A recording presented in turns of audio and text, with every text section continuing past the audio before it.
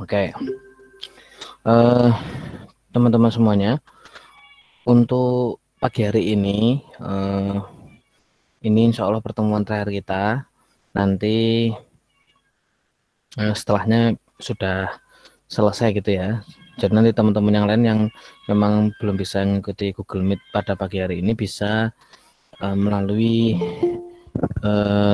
YouTube, insya Allah untuk mengulang-ulang materi juga bisa. Teman-teman yang lain juga bisa mengulang-ulang materi di situ untuk persiapan ujian akhir semester ya, jika ada gitu. Karena kemarin disampaikan ada yang memang tidak diperbolehkan tidak ujian semester, tapi juga ada yang memang mau menggunakan soal. Nah, nanti saya istikharah dulu supaya tidak salah ya, teman-teman, apakah harus ujian atau tidak. Tetapi perlu teman-teman pahami bahwa nilai dari video, kemudian dari tugas-tugas yang teman-teman lakukan itu juga menjadi nilai tambahan gitu ya. Bisa jadi malah nanti kalau saya istikharah kemudian nanti saya mungkin muncul sifat atau ada acara gitu ya, otomatis nilai saya ambilkan dari video yang teman-teman buat gitu ya. Intinya fleksibel saja lah. Oke teman-teman, sekarang kita pembahasan terakhir tentang pernikahan. Saya share.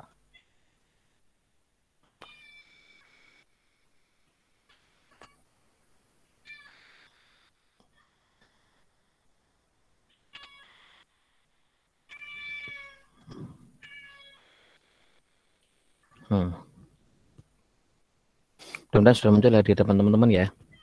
Jadi sebenarnya pertemuan itu masih ada ini pernikahan lewat WA gitu ya. Kemudian pernikahan muhallilat, kemudian muharramat itu yang bagaimana, kemudian akad sigot wali dan lain-lain, kemudian sampai hukum hak dan kewajiban suami istri menurut undang-undang bagaimana.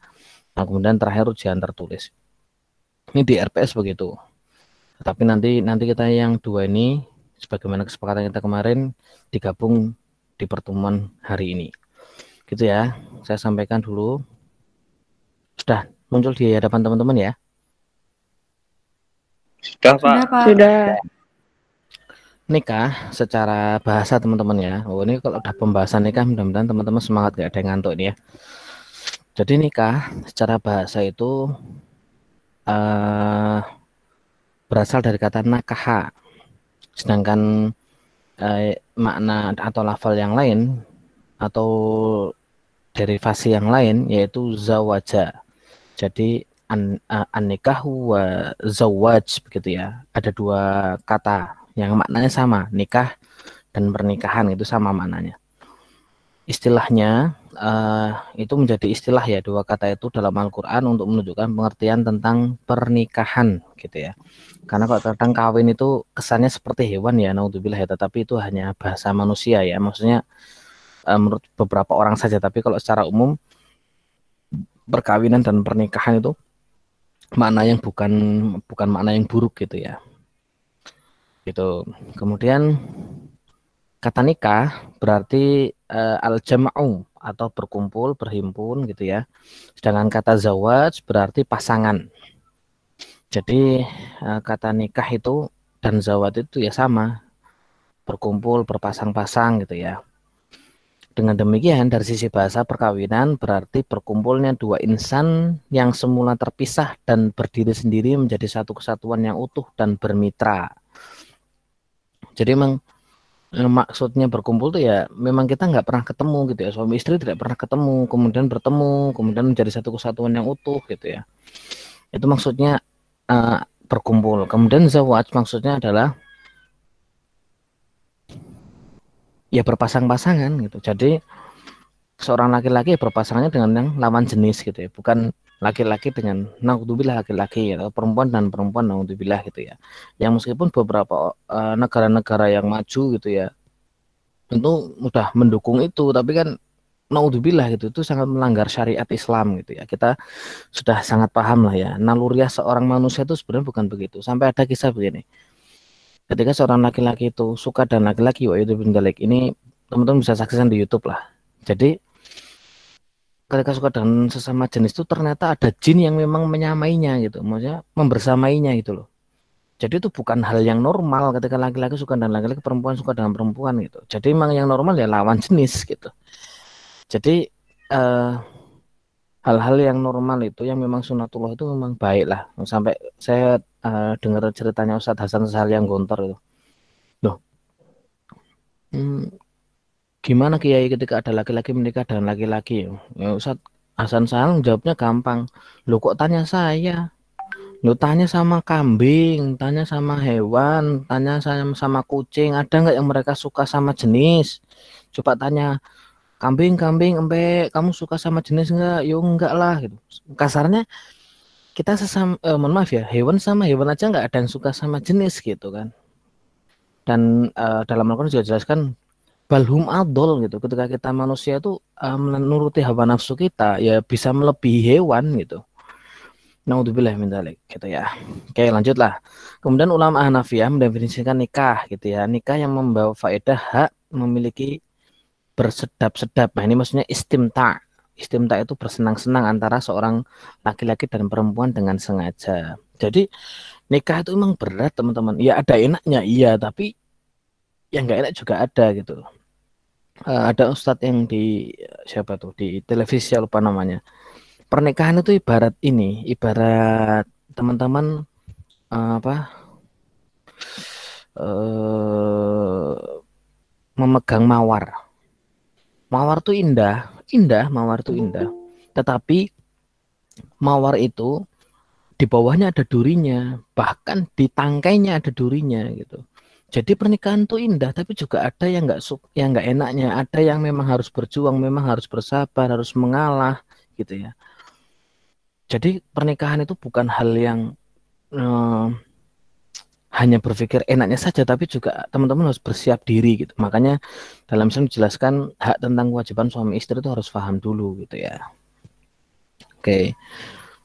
Nah, sedangkan naudzubillah ya kalau pacaran tuh kan ibarat gini teman-teman, ibarat teman-teman beli mangga gitu ya, beli mangga di pasar buah gitu. Bu, saya beli mangga gitu. Iya Mas, berapa gitu. Kalau mangga kan teman-teman beli kan dipegang dulu gitu ya. Kemudian tidak hanya dipegang, dipencet-pencet itu mangganya gitu ya. Kemudian sampai tanya ke ibunya lagi, Bu, mangga ini berapa Bu? Yang ini Bu, gitu. Oh itu 12.000 Mas sekilo. Oh ya, bisa dicoba Bu. Dibuka lah itu, dicicipi. Asem nggak enak, ganti mangga yang lain gitu. Itu ibarat pacaran teman-teman. Wah iya dibilang mendalik gitu. Kemudian ambil mangga yang lain. Wah ini kelihatannya enak Bu, dipencet-pencet, pegang-pegang, kemudian dibuka. Enak, dagingnya tebel, enak mantap. Kemudian ibunya tanya, lo Mas mau beli berapa kilo? Enggak Bu, saya mau beli alpukat. Jadi udah megang-megang, udah nyoba, kemudian cari yang lain. Wah iya dibilang mendalik. Jadi nggak ada lah, nggak ada faedahnya ketika menikah itu. Lupa saya butuh ta'aruf, nggak ta'aruf tuh setelah nikah juga bisa. Ta'aruf tuh nanti saya beri tips ya teman-teman ya buat laki-laki ya. Mengenal calon istri itu mudah, dari tangan ini aja nih teman-teman, dari tangan aja nih boleh. Ulama tuh memberikan gambaran ya. Ketika nador tuh melihat calon istri itu dengan melihat tangan tuh boleh, itu bisa kelihatan dari sisi kedokteran ya. Apakah orang itu subur, apakah itu orang punya penyakit, apakah orang itu penyayang, tuh kelihatan dari tangannya. Dan teman-teman tahu sifat istri besok calon istri dengan cara tanya aja ke teman-temannya, lihat aja sekitarnya, lingkungannya bagaimana, lihat aja keluarganya, lihat aja keluarga besarnya, lihat lihat aja kebiasaannya, lihat aja kegiatannya, itu udah sangat mencukupi teman-teman. Nggak perlu pacaran, nggak perlu tanya kamu hobinya apa, kamu suka jus jambu, iya sama sama kayak aku, nggak perlu begitu-begitu. Gitu ya teman-teman ya. Wah ya dibilang dalik, pokoknya yang sudah terlanjur segera mohon ampun sama Allah gitu ya. Semuanya pun juga punya dosa gitu ya. Siapapun lah pasti punya dosa. Oke, kemudian nah, maksudnya bersenang-senang di sini adalah tentunya suami memanfaatkan ini dijelaskan ya dalam menurut Al-Husari, bersenang-senang dengan istri beserta badannya dan lain-lain lah, ini udah nggak perlu dijelaskan. Nah, kemudian walaupun pernikahan disyariatkan akan tapi para ulama berbeda pendapat mengenai hukum melakukan perkawinan. Nah, ini kan teman-teman sudah tahu ya, berapa ada yang membedakan hukum perkawinan itu bagaimana gitu ya. Satu, menurut Ibnu Hazm, Imam Ahmad, bahwa melakukan perkawinan hukumnya wajib. Oh, ini saya perbesar aja.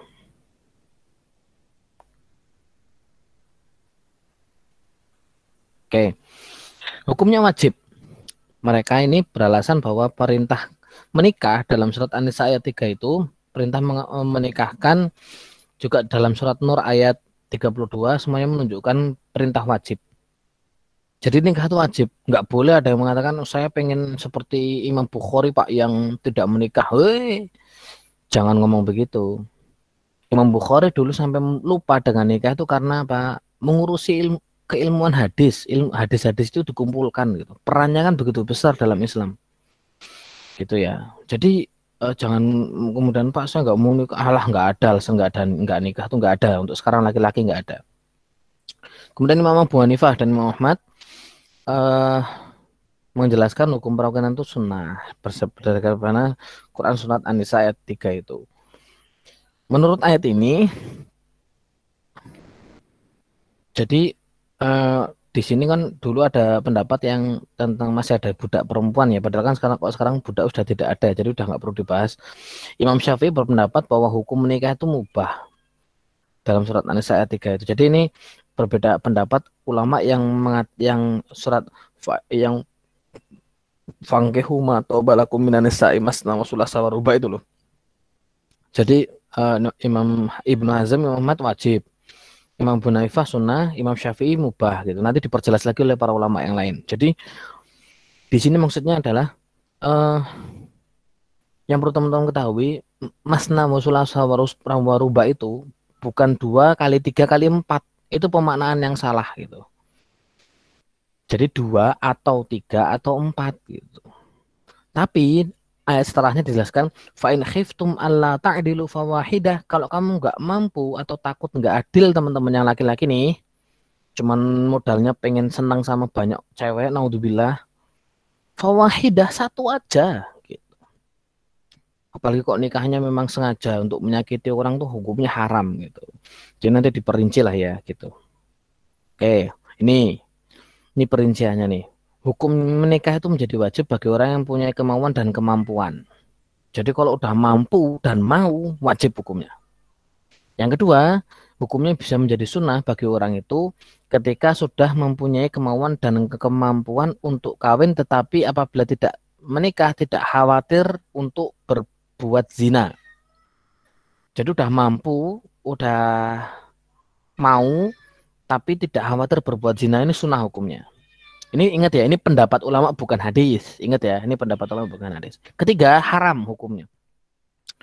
Orang yang menikah tetapi tidak ingin menikah tapi tidak mempunyai keinginan dan tidak mempunyai kemampuan serta tanggung jawab untuk melaksanakan kewajiban. Wah, ini jadi haram tuh. Udah nggak mampu apa-apa tapi pengennya nikah gitu. Nah, ini mahasiswa tuh keinginan kuat tapi nggak punya apa-apa gitu ya. Jadi makruh juga nih bagi orang-orang yang mempunyai kemauan untuk menikah tapi juga mempunyai kemampuan untuk menahan diri sehingga tidak jatuh ke dalam perbuatan zina. Jadi udah mampu tapi kok cuman maunya menahan diri saja gitu ya.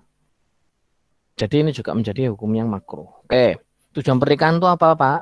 Tujuan pernikahan itu di sini dalam banyak itu Al-Baqarah ayat 187, 223, An-Nisa ayat 1, ayat 9, wah banyak sekali. Intinya di sini adalah sakinah, mawaddah, warohmah. Untuk hidup tenang, makmur, nyaman gitu ya. Itu adalah tujuan pernikahan. Litas kunu ilaiha juga termasuk. Untuk ketenangan hati ketika seorang suami ada masalah ke istri gitu ya. Ini tujuan pernikahan. Dan masih banyak lagi. Ibadah yang paling lama adalah pernikahan. Seorang istri senyum kepada suaminya itu bisa menjadi pahala. Bisa menggugurkan dosa. Sebaliknya seorang suami juga senyum, sedekah meskipun cuma Rp1.000 juga bisa mendapatkan pahala sebanyak-banyaknya. Jadi ibadah yang paling lama memang pernikahan gitu ya. Intinya apa? Ya ini tujuan pernikahan itu sakinah mawaddah warahmah untuk regenerasi gitu ya. Kalau reproduksi kan kesannya seperti hewan ya, naudzubillah atau apa tumbuhan gitu. Tapi regenerasi kita gitu. pemenuhan kebutuhan. Lupa emang butuh, butuh, semuanya pasti butuh, nggak mungkin nggak. Dan Islam tuh sudah memberikan solusi di situ. Gitu. Ya kebutuhan tuh diselesaikan dengan cara Islam, ya menikah gitu.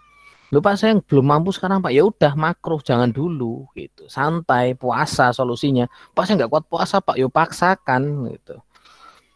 Karena kita jangan terlalu menduruti hawa nafsu kita, meski padahal kita belum mampu. Nanti takutnya di situ banyak kezoliman teman-teman. Zolim terhadap orang tua, zolim terhadap istrinya, zolim terhadap anak-anaknya gitu ya. Ya semuanya itu proses, semuanya proses gitu ya. Itu intinya pematangan diri lah buat teman-teman menikah, minta ridho orang tua gitu ya. Kemudian minta ridho dari mertua, kemudian calon istri, bismillah nikah gitu. Insya Allah kalau dari ridho semua insya Allah lancar lah gitu ya. Insya Allah, intinya nikah itu jangan dipersulit gitu lah. Ketika ada mertua yang mempersulit ya sudah gitu. Masih banyak perempuan-perempuan lain, tetapi tetap jangan memberikan hal yang mengambang, jadi jelas gitu ya. Dan bagi perempuan tidak boleh menerima lamaran lebih dari satu orang. Jadi udahlah, yang lamar ada 5 orang, saya terima semuanya, itu juga nggak boleh. Jadi harus satu-satu diselesaikan. Oh satu saya nggak cocok, udah diputus, saya mohon maaf belum bisa gitu ya. Ada yang datang lagi, oh cocok, bismillah. Oh ada yang datang lagi lebih bagus, oh nggak boleh. Kemudian yang pertama ditolak tuh nggak boleh. Kita juga harus tahu adat di situ. Adab maksud saya, bukan adat. Kemudian menjaga kehormatan. Jadi dengan menikah itu ya, menjaga kehormatan kita ya, dan terakhir adalah ibadah. Itu tujuan pernikahan. Wah cilik banget ini. Nah pernikahan yang dilarang, ntar teman-teman. Ini masih banyak yang oke. Sekarang kita masuk ini dulu. Oh, ini ada tuntunan walimah ya. Nanti tuntunan walimah banyak sekali di sini. Gitu. Oke. Nanti kita bahas pelan-pelan lah. Nah, kalau hak kewajiban oke juga ada di sini. Oke. Oke, saya perbesar dulu. Mohon bersabar. Jadi intinya teman-teman mengenai pernikahan itu ibadah, tetapi jangan kemudian di apa ya? Disalahartikan gitu ya. Dan disalahartikan itu jangan kemudian wah, Pak saya udah nggak kuat Pak ini jangan begitu, tapi tetap kita minta pertimbangan orang tua dan lain-lain gitu ya. Oke, ini pernikahan yang dilarang, saya share. Atau kalau di dalam apa namanya RPS tadi apa muharramat dan muhallilat gitu ya. Pernikahan yang dilarang itu satu pernikahan yang memang antara laki-laki dan perempuan secara diam-diam. Ini namanya nikahul khodn, nikah yang diam-diam. Kalau bahasa Jawanya tuh kumpul kebo gitu ya. Nah, kemudian ada juga yang nikah yang dilarang, an-nikahul badal. Pernikahan yang terjadi dengan cara tukar menukar istri, naudzubillah min dzalik. Ini nggak boleh. Nah, kemudian an-nikahu istibdo. Istibdo itu suatu pernikahan yang sementara saja gitu ya. Yang telah bersuami dan laki-laki untuk mengambil benihnya saja. Nah, ini memang ikhtilaful ulama ya tentang apa nikahul istibdo gitu. Ketika terjadi antara seorang istri yang telah bersuami dan laki-laki untuk mengambil benihnya saja. Kemudian yang keempat nikah mut'ah. Jadi perkawinan untuk sementara. Kalau bahasa kita ya nikah kontrak itu ya, itu juga nggak boleh. Oke. Kemudian yang kelima nikah yang dilarang, nikah tahlil. Perkawinan antara laki-laki dan perempuan yang ditalak 3 oleh suaminya. Nah itu nggak boleh. Loh kenapa nggak boleh Pak? Karena dimaksud dengan pernikahan itu seorang istri ditalak oleh suami kedua dan dapat menikah lagi dengan suami yang pertama. Berarti ini menjelaskan bahwa seorang suami itu jangan mudah-mudah mengatakan talak wa iyadzubillah min dzalik. Itu nggak boleh tuh. Sampai 3 kali talak tuh nggak boleh. Kalau udah talak bain namanya, talak 3 tuh namanya talak bain. Itu udah nggak bisa. Tapi kalau talak rojai itu masih bisa. Talak rojai itu apa Pak? Talak rojai itu yang 1 dan 2. Talak pertama, talak kedua itu masih talak ruj'i, masih bisa kembali lagi, masih bisa rujuk kalau bahasa kita ya. Tapi kalau talak bain itu udah nggak bisa kembali kecuali dengan nikah tahlil ini. Nikah tahlil makanya yang diharamkan. Jadi seorang suami udah mentalak istri 3 kali, kemudian istri itu dinikahi sama teman suaminya sendiri, kemudian teman suaminya sendiri itu mentalak istrinya, kemudian dikembalikan lagi pada suami yang pertama. Itu nggak boleh kayak gitu. Kemudian yang keenam, nikah syiar. Pernikahan dengan cara seorang laki-laki mengawinkan anak perempuannya dengan laki-laki lain dengan syarat laki itu mengawinkan anak perempuannya dengan dia tanpa adanya mahar. Jadi apa ya? Eh, perkawinan sigor. Sigor itu maksudnya gini. Jadi seorang laki-laki mengawinkan anak perempuannya dengan laki-laki lain dengan syarat laki-laki itu mengawinkan anak perempuannya. Jadi silang gitu loh. Kamu nikah dengan anakku, aku nikah dengan anakmu yang itu gitu. Di sini digarisbawahi tanpa adanya mahar, gitu ya. Lupa kalau sama udah janjian Pak gitu, oh itu nggak boleh juga. Jadi intinya nggak boleh namanya berbagi-bagi begitu. Kamu dengan anakku, aku dengan anakmu, nggak boleh begitu. Nah, untuk bila minta. Oke, sekarang kita nikah tentang khitbah. Saya percepat nggak apa-apa ya. Jadi memang waktu kita agak singkat gitu ya. Kita percepat dikit lah. Khitbah itu minang. Intinya tadi sudah saya sebutkan laki-laki itu perempuan itu tidak boleh menerima pinangan seorang perempuan. Seorang perempuan tidak boleh menerima pinangan seorang laki-laki selama dia masih dipinang. Jadi tidak boleh ada khitbah di atas khitbah gitulah ya bahasanya ya. Tidak boleh ada lamaran di atas lamaran gitulah. Laki-laki mengajukan permintaan pada perempuan untuk menjadikan istrinya. Jadi kalau khitbah itu maksudnya begitu. Ayat lubur rojulu minal mar'ati zawaja biha. Intinya minta seorang perempuan itu untuk menjadi istrinya. Itu namanya khitbah. Syarat wanita yang boleh dilamar. 1, untuk sahnya khitbah itu, 1 wanita yang akan dipinang tidak termasuk salah satu wanita yang dilarang untuk dinikahi. Contoh ya, ibunya, kemudian siapa, mbaknya atau adik perempuannya, kandung ya gitu. Atau saudara-saudaranya lah ya gitu. Loh Pak, sepupu boleh nggak? Sepupu boleh. Sepupu tuh boleh karena Ali bin Abi Thalib juga menikahi sepupunya gitu ya. Jadi itu nggak masalah. Kemudian kedua, wanita yang akan dipinang tidak sedang dipinang orang lain. Sudah saya sebutkan tadi. 3, oh itu udah 2 itu. Berarti intinya bukan keluarga dekat, kemudian bukan dipinang orang lain. Atau yang ketiga juga bisa jadi nih, wanita yang sedang menjalani iddah. Iddah tuh masa-masa setelah ditalak itu loh teman-teman. Itu masa iddah namanya. Itu nggak boleh. Karena apa? Ada kemungkinan seorang istri itu mau kembali lagi dengan suaminya, gitulah ya. Oke, saya percepat. Peminangan dan pertunangan bukan akad perkawinan. Ini menjadi sosok yang harus kita tekankan teman-teman. Jadi kalau kita udah mau minang atau mau khitbah tuh ingat itu belum nikah, belum boleh ngapa-ngapain. Jangan salah memahami, "Wah, aku minang kowe, aku ngene-ngene." Bukan, ya belum nikah kalian itu masih belum sah gitu lah ya. Kemudian yang selanjutnya bolehlah melihat wanita yang dipinang. Jadi emang boleh ketika melihat wanita yang dipinang tuh boleh. Jadi lihat wanita yang terlebih dahulu karena yang demikian itu dapat melanggengkan kalau kamu berdua dalam hadis riwayat dari Mughirah bin Syu'bah begitu. Tetapi teman-teman harus difahami ya, difahami. Melihat perempuan di sini bukan melihat auratnya. Tetap dalam kadar menutup aurat. Makanya tadi ulama menjelaskan boleh melihat wajah ketika wanita itu pakai niqab atau cadar ya, boleh dibuka niqabnya atau nadhur bahasa fikihnya ya. Kemudian kedua, boleh melihat telapak tangannya. Telapak tangannya bukan termasuk aurat bagi perempuan gitu ya.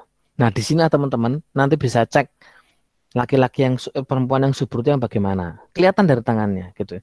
Ketika tangannya kecil, otomatis badannya kecil gitu ya. Kan jarang ya ada tangan kecil, badan besar tuh sangat jarang. Itu sudah hal apa ya? Hal dalam ilmu kedokteran tuh udah jelas gitu ya. Kalau tangan saya besar gini kan berarti agak gendut gitu ya, agak gemuk gitu. Jadi kelihatan. Nah, di sini tips-tipsnya ini tidak akan saya sampaikan sekarang karena teman-teman belum mau nikah nih. Kalau besok udah mau nikah boleh lah. chat saya lagi, insya Allah nanti akan saya bantu memilih perempuan-perempuan yang subur bagaimana atau yang enggak subur bagaimana. Itu nantilah jangka sangat panjang gitu ya. Kemudian, oke, selanjutnya. Nah, ketika ijab kabul teman-teman. Pak, ijab kabul itu gimana Pak? Wah, ini ijab kabul pernah terjadi di Jogja teman-teman. Saya kasihan.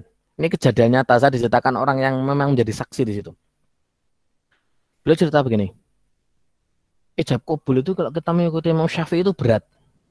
Karena apa? Harus mengikuti lafalnya secara utuh gitu ya. Contoh ya, nanti nikah pakai bahasa Arab ya. Ya, angkah tuka, wazawaj tuka, bi ini, binti ini, bimah bimah hari zahaba, bimah harin zahabin sama isrina kilo gitu ya.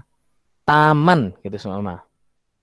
Kemudian orang ini menjawab gini, Qabil tu nikahaha wa tazwijaha bimahril madkuri halan.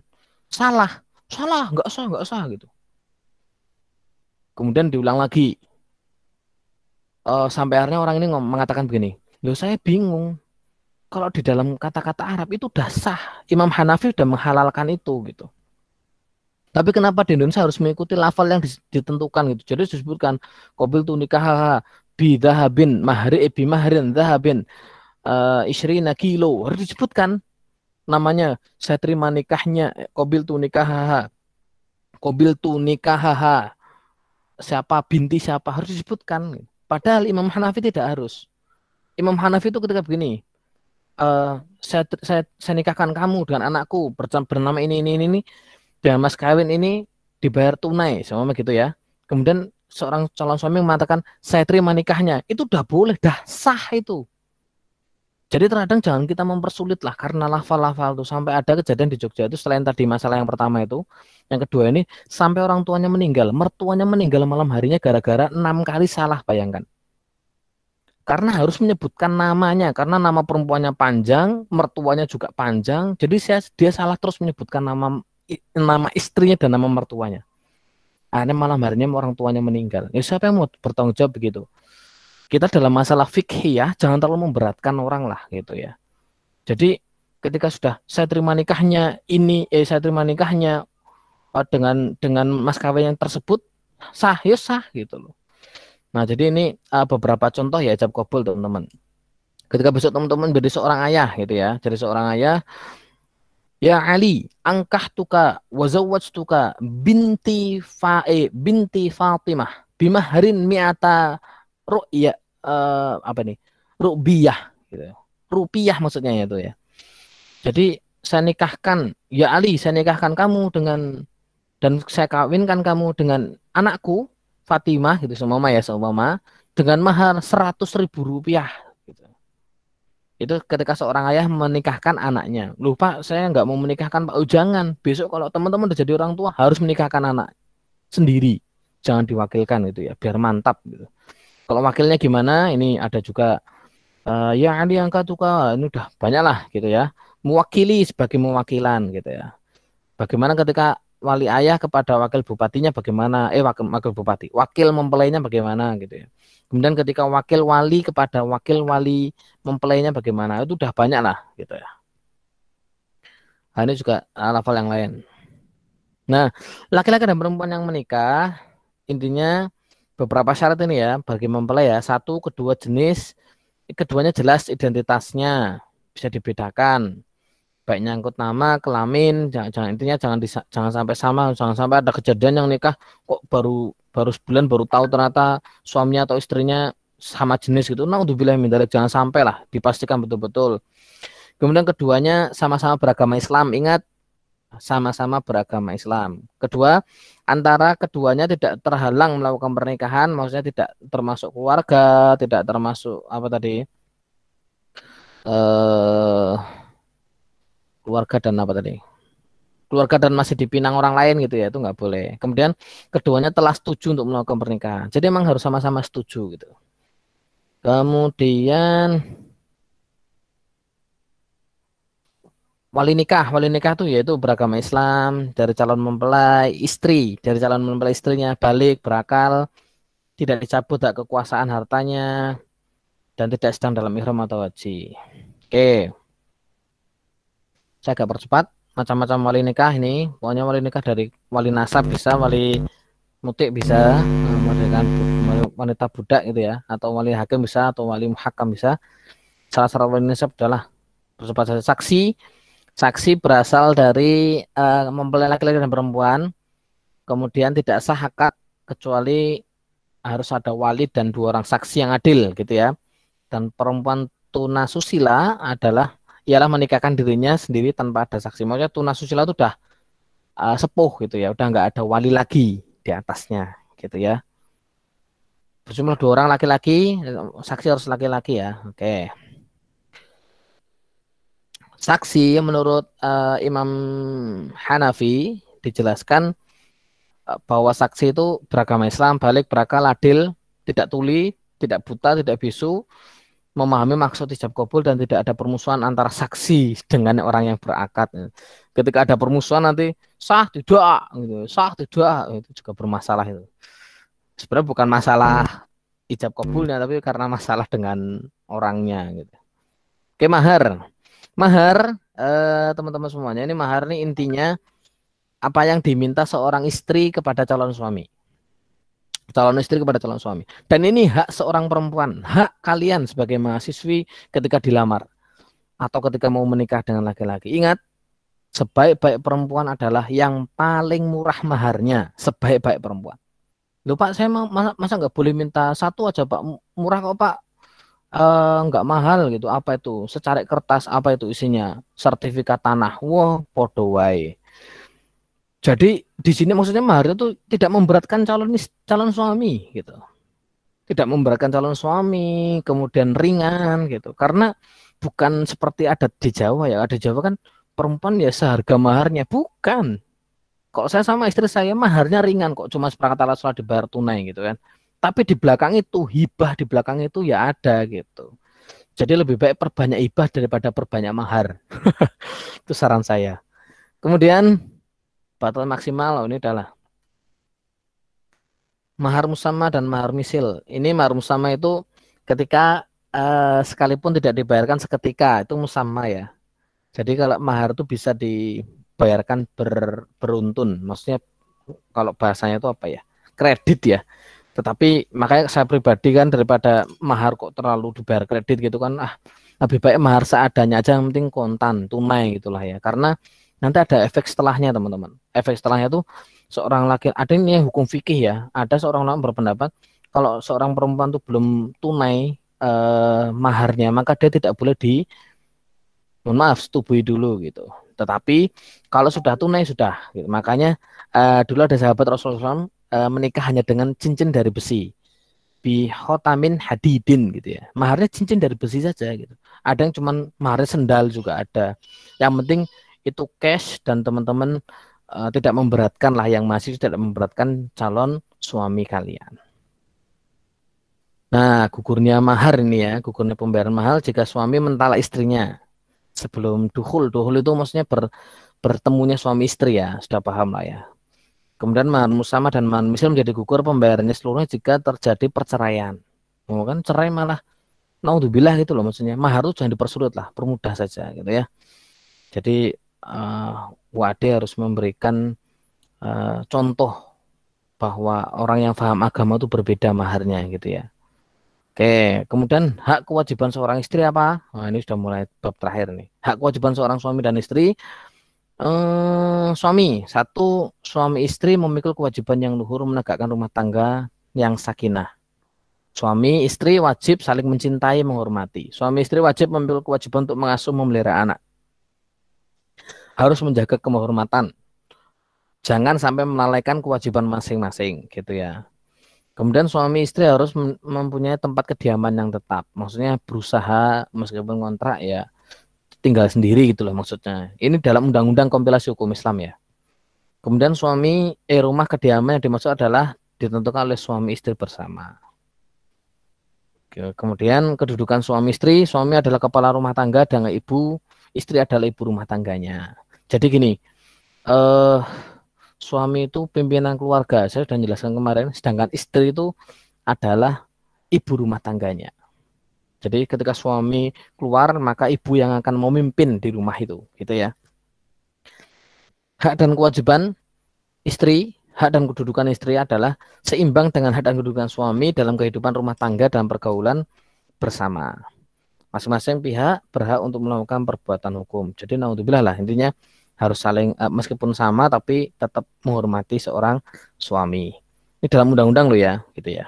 Kemudian kedua, kewajiban suami. Suami harus menjadi pembimbing terhadap istri dan rumah tangganya. Suami wajib melindungi istrinya. Suami wajib memberikan pendidikan agama kepada istrinya. Ingat pendidikan agama. Jadi teman-teman di sini kuliah AIK antara tuh termasuk itu, gitu. Termasuk menjaga untuk mendidik istri besok gitu. Gitu ya. Kemudian eh, jadi harus menafkahi sesuai dengan penghasilan suami. Dan istri tidak boleh banyak menuntut. Oh, ini juga harus kan ya. Karena jangan sampai istri menuntut ada suami rela melakukan apapun yang dilarang oleh Allah untuk kebahagiaan istrinya. Nah, untuk bilang mentalik lah. Di situ harus saling paham gitu ya. Istri dapat membebaskan suaminya dan dari kewajibannya sebagaimana tersebut. Oke, suami. Oke. Jadi itu beberapa kewajiban seorang suami. Kemudian tempat kediaman. Nah, suami menyediakan semampunya, ini bisa kontrak, bisa rumah asli dan lain-lain gitu ya. Oke. Kemudian hmm, oke lah saya lanjut dulu. Oh ini udah nggak perlu. Nah, kewajiban istri apa? Kewajiban utama istri adalah berbakti kepada suami yang dalam hal kebenaran loh ya. Nggak boleh kemudian berbakti kepada hal yang dilarang oleh Allah. Kemudian mengatur rumah tangga sebaik-baiknya setiap harinya ya. Oke, istri dapat dianggap nusus jika tidak mau melaksanakan kewajibannya. Jadi nusus itu apa ya? Pembangkangan gitu ya. Seorang istri itu ada kemungkinan bangkang. Bagaimana seorang suami ya bisa memperingatkan gitu. Dalam hadisnya dijelaskan ketika seorang istri itu nusus atau lagi nggak taat dengan suaminya, bisa dengan bisa dengan peringatan.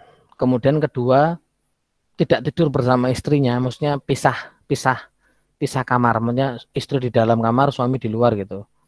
Kemudian yang ketiga, pukul dengan kelembutan, itu pun bukan di wajah atau di kepala gitu ya. Kemudian yang cara terakhir ya mediasi lah gitu. Tapi insya Allah istri yang paham agama akan paham gitu. Ketika seorang suami lagi marah, nggak suka, dia akan paham gitu ya. Oh, ternyata sudah selesai.